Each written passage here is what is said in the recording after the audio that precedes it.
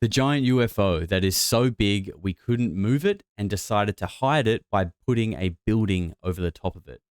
The location of this object has been one of the most consistently talked about points in the UFO topic ever since we heard about it. And Ross Coulthart actually dropped this bombshell on a podcast nearly 2 years ago. And he basically turned around and walked away like he was the Joker, refusing to say any more and just leaving a path of blue-balled UFO nerds in his wake. And big shock, this divided people. Some people have called him a gatekeeper, and others understand that journalist careers are built on their reputation. And as frustrating as it is for us, they just can't say everything they know, which ruin their career. But I get it. It is extremely frustrating to get just that little sweet taste of something so wild like that, and then just shutting the door entirely. But it's also kind of exciting, right? Because we can talk about it, we can share ideas and theories on where we think it could be. And naturally, since then, Ross has been pestered basically in every podcast he's ever done, but he's never swayed from his firm position of not revealing anything. But every single time he's been asked, he's defended himself from like a slightly different angle. And I don't know if that's intentionally or not, but I think Ross has let a few things slip that have really, really narrowed it down for us. And I think that this giant UFO is buried in Australia, my country, Ross's country. Now, you know how we do it here. I'm not just going to make some absolutely outrageous claim like that and expect you to believe me. I'm going to claw my way up out of this rabbit hole. I'm going to grab you by the hand and I'm going to guide you back down to the bottom with me. And we're going to look at the clips. We're going to put the little pieces from each one together and see how they fit. And we're going to come up with some answers. Now, ever since we heard about this, a place in Australia has been my number one pick for where this UFO could be. Now, you can call it Josh Stradamus. You can call it Psionic Josh. I'm okay with either. It's fine. But I've actually shown it before on this channel, somewhere deep in an old 2-hour version of Weird Week for like 20 seconds.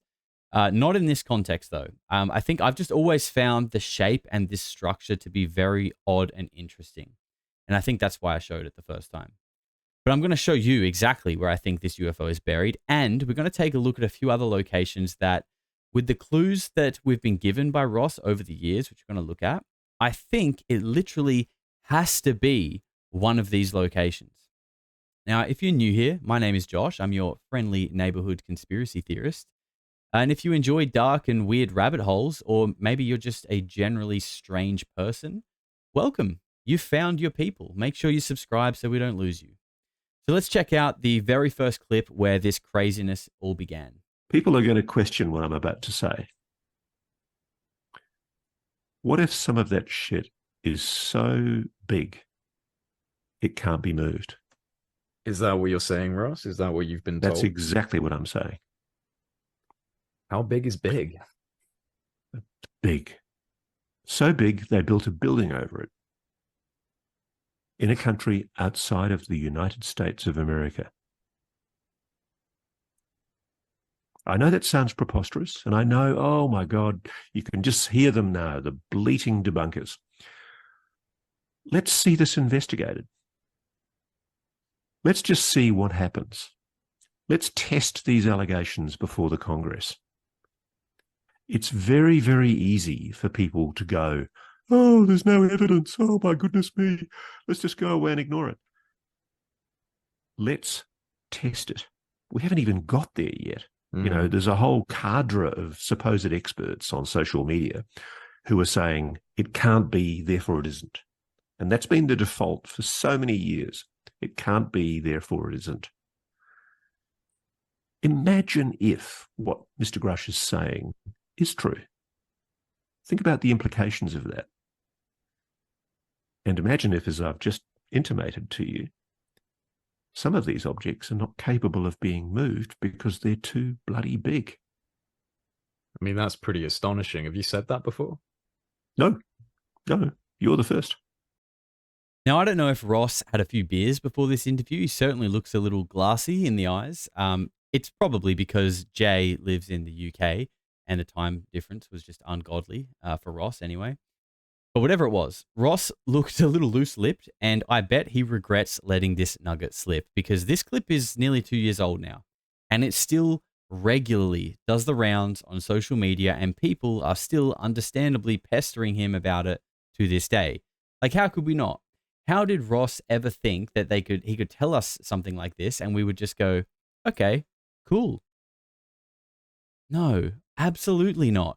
Of course we're going to psychotically obsess over this 4-second soundbite that has zero substantial evidence or proof. Of course that's what we're going to do. So from that clip, we can confirm that this UFO is so big it couldn't be moved. They built something over the top of it, so we can probably assume that whatever this building is, it would cover like a large circumference. That's assuming the UFO is a disc shape, right? But even if the facility that's built on top isn't circular, it needs to be big enough that a large circular shape could fit inside of it. And wherever this is, it's not in the US. So after this, it was left very wide open, right? He didn't really give anything away. It could be anywhere in the world. So there wasn't a whole lot of speculation going on at that point. But since then, his answers have began to really narrow it down. I've had a lot of people say to me, I should just say I know where this large UAP craft is located. And I've explained very strong reasons exist for why that particularly national security sensitive installation shouldn't be revealed. Ultimately, we're all part of a very good alliance, the Five Eyes Alliance, that has kept world peace and security since the end of World War II.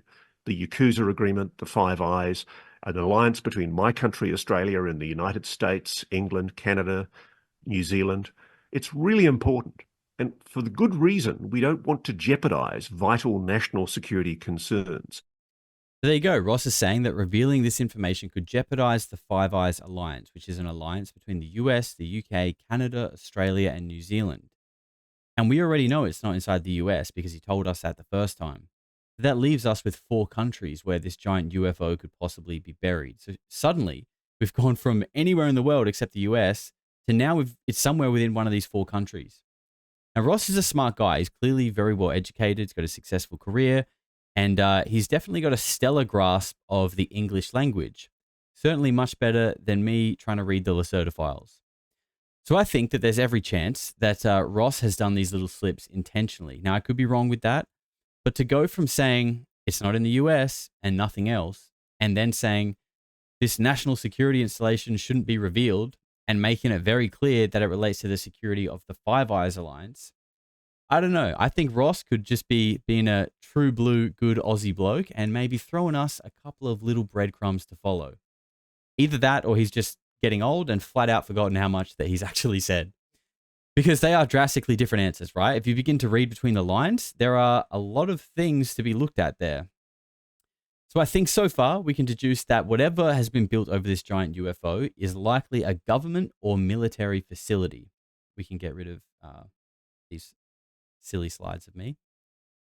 And given the secrecy around the UFO topic, we can assume that this building is heavily guarded and surveilled, right? That makes sense. I don't think they're going to be knocking up a Target and a Walmart over the top of this giant UFO, okay? It's likely heavily secure, heavily surveilled, and possibly very remote.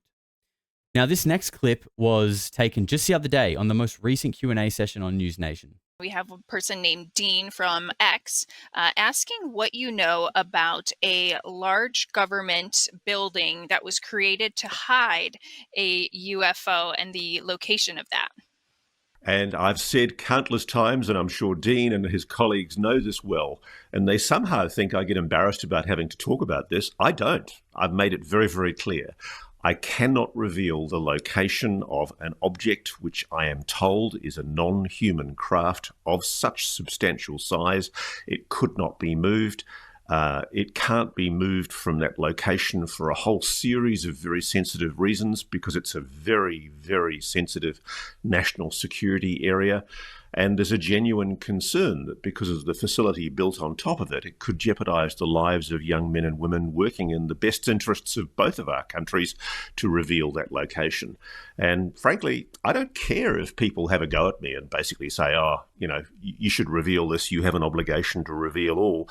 You don't understand what journalists' roles are. Journalists are patriots as well. They're national security responsive as well. And when somebody from the national security system who I respect says to me, look, you should know about this, but at the same time, please don't reveal the location, I will respect that. journalists are not in the game of irresponsibly revealing things that jeopardize national security and put young men and women's lives at risk. So great work, Dean from X. If you're watching this, shout out to you for fearlessly asking Ross questions that he has said he won't answer 100 times. Now, whenever I'm researching this stuff, I'm always hyper aware of myself getting too caught up in the madness and just getting carried away. And that's why I always tell you guys to get outside and touch grass, because it literally keeps you grounded so you avoid losing touch with reality. Otherwise, when you go down these rabbit holes, you will fall down them so hard and uncontrollably that you will just slam yourself at the bottom and lose your mind. And that is why we need to attach ourselves securely to reality so we can safely rappel down the rabbit hole, explore the madness, talk about it, and still have a way to get back out with our minds safely intact. And I think that is potentially one of the best analogies that I have made on this channel. And I also spent about an hour just making that slide. So please hit the like button, subscribe, and show us some love and help us grow. So we have confirmation that this is an extremely sensitive national security facility within one of the Five Eyes countries that isn't the US. And then he's talking to his American host and he says that he doesn't want to jeopardize the lives of young men and women working in the best interest of both of our countries. Now, this sounds like a joint intelligence facility between Australia and the US, focusing on national security. And we already know from day one that it's not in the US. So it must be in Australia. And we have many joint facilities here with the US. And the place that I've suspected since day one is one of them. So what we're going to do is we're going to take a look at some of the joint facilities here that relate to intelligence between the US and Australia. And we're going to look at how they fit the bill. Now, I'm going to save my pick until last. But let's kind of take a look and see what we can find. So let's jump over to this section. And we've got Google Earth here. So let me just rearrange a couple of things. So the first one we're going to be looking at is called the Australian Defence. This one's a tongue twister. The Australian Defence Satellite Communications Station. And it's not working. Give me 1 second. Okay, here we go. I'm trying to manage a few things here, so I'm doing my best for you guys. Now, obviously, your first impressions here is that it looks like a cock and balls. No, I'm kidding. I'm kidding. Well, sorry. Let's look at this. This place allegedly is a joint facility that has to do with the NSA and the Australian ASD, which is the Australian Signals Defence Organisation. I'm pretty sure. It's basically a signals intelligence facility. Now, just looking at it on surface level, it's definitely remote enough. Okay, sorry, just figuring out these controls here. This place is definitely remote enough to cover a UFO. Like, look, if we zoom right out here, we are kind of in the middle of nowhere. It's just a whole lot of nothing around this place. So it definitely fits the bill there. But the shape of it, I mean, we can assume that this facility was built with the original intention of covering a UFO, right? Because you wouldn't have built it and then been like, oh shit, there's a UFO underneath us. No, it would have been built over the top of. And this to me just doesn't look purpose built. So I think we can scratch this one out and just go straight to the next one. Now this next one is called Shoal Bay Receiving Station. So again, this is another, let me just change the slide. This one was built in the 1970s, another signal intelligence place. And the reason why this one rings a little on my radar is because it's blurred. This is it. This is fully loaded in Google Earth. So if we zoom out a little bit here, you can see the area around it loads fine. But once you kind of get to this area, it doesn't want you seeing anything. It's not that remote. Like, look, you can see there's a lot of suburbia around here. Like, this is quite close to basically Darwin. Like this is Darwin. Okay, this is like the main city in this area. So it's hard to believe that a UFO would be buried just here. It could be, and maybe we just didn't know about it. but it's hard to believe. Now, obviously, I'm not just going to leave you with a blurry picture. Of course, I went and found actual pictures of the place for you. So this is Shoal Bay Receiving Station in the Northern Territory. It's basically just a square facility. Kind of is in the middle of nowhere. It's got these weird kind of like raking patches going on that I think are potentially something to do with putting up towers and these like communication lines. And it's right on the water, and it's got like this little like pier outwards and some other small facility at the end there. Could this be it? Maybe. You could definitely fit a big circle in that square, but it is very close to suburbia. So that is why I'm kind of a bit iffy about this one.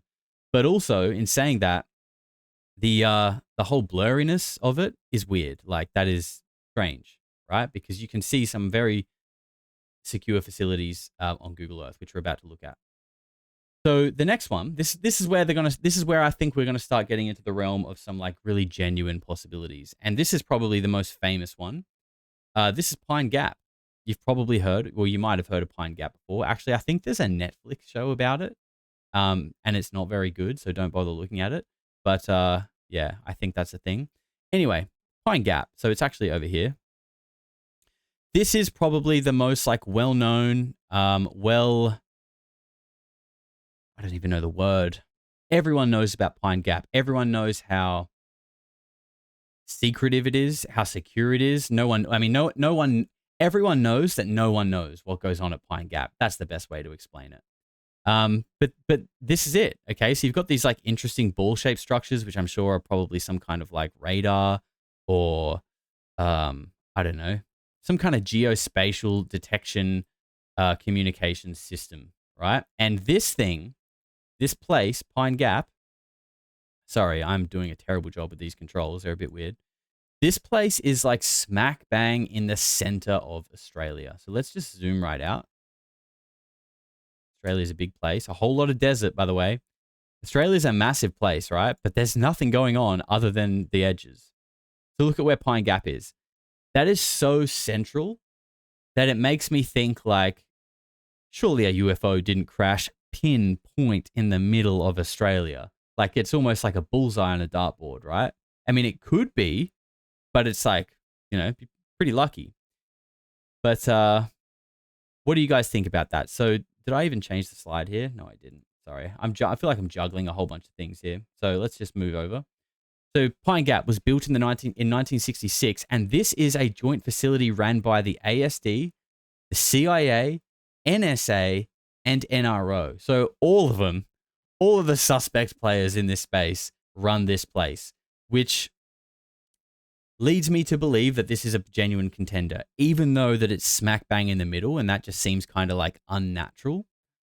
But I mean, it's got to be somewhere, right? I mean, like realistically, any place has as much potential as any other place, right? It's just random luck, I guess. So that's Pine Gap. Yeah, I think that's all we need to say about that one. So we're going to move on to the next one now. And this one, this is my guess. This is the place that I've always thought it is. And I still do. And I'm interested to see what you guys think, but I do have a little wild card to throw in after this as well. So this is Harold E. Holt Naval Communication Station in WA. And if we zoom out, look how weird this place is. And I'm sorry I'm butchering the controls. I'm not used to it. So, like, I mean, I don't really know what to say because I just don't know what the hell this is, but it's a very secure facility. And obviously the shape is one of the reasons why it feels like a bit of a giveaway. Like, that's a very interesting shape. And like, if we zoom in here, right? Let's take a look at this. Like, look at the size of these buildings, and you can see these vehicles here. Like, look at these vehicles. They're like little dot points, right? And even the buildings look quite small. So let's just try and keep that scale in mind and zoom out. And just like, look at how wide this circular area is. It's huge. And again, maybe you could make the argument like, surely a UFO wouldn't crash right on the edge of Australia here. And yeah, I don't know. But I mean, it's got to crash got to crash somewhere. So I don't know. But what's also interesting about this place is that this is like, if you've read Ross's book, In Plain Sight, this is like Exmouth military base. This is where the story of that lady, I think her name is Linda something, saw like the diamond-shaped craft above her head, because Exmouth is like the closest town. I think this is Exmouth here. There you go. So this is Exmouth, right? And the story is in Ross's book that basically all of the Americans that work at Harold Holt over here, they all live here. They all live in Exmouth, right? So this town is full of like military people from overseas and basically people who won't tell you what they do for work. But there's also like locals here too. So there's this mix, and this local lady was like out partying with some Americans or something one night, and they offered to like give her a lift back. And I can only assume that they were probably driving like down this road or, you know, somewhere in this region here. And they all saw a diamond-shaped craft above their car. And there's a whole story about that. It's in Plain Sight. I don't want to get too off track and talk about that. But that is a whole thing. And that story is how I found this military base and then how weird it looked, right? So that's Harold Holt Communication Station. That's where I think this big UFO is potentially buried. But I think it would be amiss if I didn't also mention another place. So let's take a look at Woomera. Now, if you've like watched my channel, you might have seen the first episode I did on the podcast of the Polarity podcast talking about Woomera. We'll get into that in a minute. So this is Woomera, again, a super regional area of the world. Let's fix the slides. So this is a test range that was established in 1947. So I think this is the earliest established potential that we have here from all of them. This is the one that was built the earliest. And the thing is about Woomera is that this was the first joint base between the United States and Australia, and they basically found Australia could be useful to test their nuclear weapons and other weapons, because look at how much space is here. And actually, let me just show you. So here is the Woomera airfield. So basically from like where you can see the word Woomera, that's the town. And then just to the left is like the entry to the base. And then all of this, and like I'm talking all of this, is like a prohibited area. Something like that extravagant. Maybe even more. Actually, we've got the map here. Let's take a look.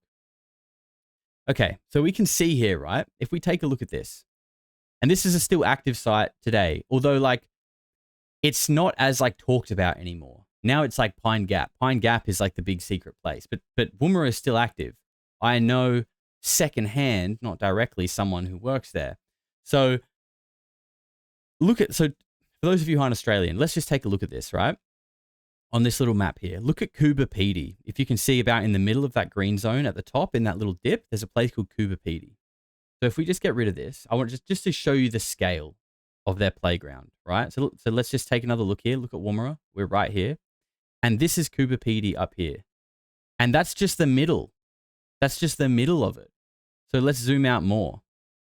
And let's try and keep Woomera like in frame for you guys. I forget that you can't see a little bit. So now Woomera is back in frame. Okay, let's try and line it up a little bit more. Like here. So that's like kind of about it if we look at that now. Basically, to the edge of the screen is the entire test range. That's about lined up. That's pretty good, actually. That's pretty good. That's their whole playground. Now, that is a lot of room for you to be like hiding shit, doing whatever you want. There's a whole bunch of stuff that could be going on there. Obviously, we're being told that something was built over it, and maybe something is built over it out there that we don't know about. Who knows? But if you want to know a little bit more about Woomera, that is the thumbnail from the episode that I did with Rhys Dalton-Morgan, and his grandfather actually ran Woomera after World War II, and he has stories of UFO sightings there. They even have a recovered metallic sphere that they couldn't penetrate, and it was as light as a basketball. It didn't heat up when they put a flame to it. Crazy stuff, right? So if you're interested in that, I'll leave a link to that podcast in the description. But what do what do you guys think? Let's jump back over here. What do you guys think? How are you feeling about that and what I've proposed? And like, are you with my line of thinking that it's got to be one of these places in Australia? Are any of the ones that I've showed you sticking out as a bit odd to you? Let me know in the comments. I want to know if anything we looked at today, you're feeling that it could be the one, or if you've got any other ideas, let me know in the comments. Where are we? I'm actually going to be creating a dedicated channel for this topic in our Discord. So once this video goes live, there's going to be a new channel created in Discord where we can discuss this video and we can kind of continue the conversation and maybe share some more ideas. So if you're not in our Discord, please join. There'll be a link to it in the show notes of this one today. Now, a couple of quick notes before we wrap up, guys. My YouTube handle has changed from Josh Polarity to Polarity Josh. So you can see that down there. This just makes more sense and it aligns with the other handles that I have as well. So if you ever want to search me, a lot of people say you search Polarity, it doesn't come up. Search Polarity Josh and you should find me. And if you're not following me on the other ones as well, please do so. I love to post on Instagram some good memes or maybe a positive quote to start the day. And the other thing is, I promise that I am going to knuckle down this week and get the first of 3 travel vlogs edited and uploaded from my time in Japan. That's going to be going up in the members only section of the channel later this week. So if you did enjoy today's video and you want to support me a little bit further, you can officially become a weirdo and a member of the channel for only $5 a month. You're going to gain access to the extra members only content and videos, the members only area of the Discord as well. And the best part is you get one of the sweet badges next to your name, like these awesome people here in the comments. But more importantly, you can actually just support me for free by just liking and sharing the video with some of your weird friends. And you're also welcome to join the Discord too. It's open to everybody. So while I'm working on editing the travel video, I'm thinking about doing a bit of a vlog here on the main channel. I haven't really done a kind of a chill and just candid chat with you guys since December, when I lost my job and I decided to pursue this full time. So it could be cool just to have a little life update, maybe talk about a couple of things that I've noticed and I've been thinking about recently. But yeah, I'm looking forward to see what you guys have to say about this one. And that's pretty much it for today. So just remember, get outside, take a deep breath of fresh air, and just think about how good it actually smells. You don't want to lose touch with reality and crash land on your way down the rabbit hole. So guys, look after your mind. You've only got one of them. Get outside, touch grass. Just get out of here. Go walk your dog, and I'll see you next time.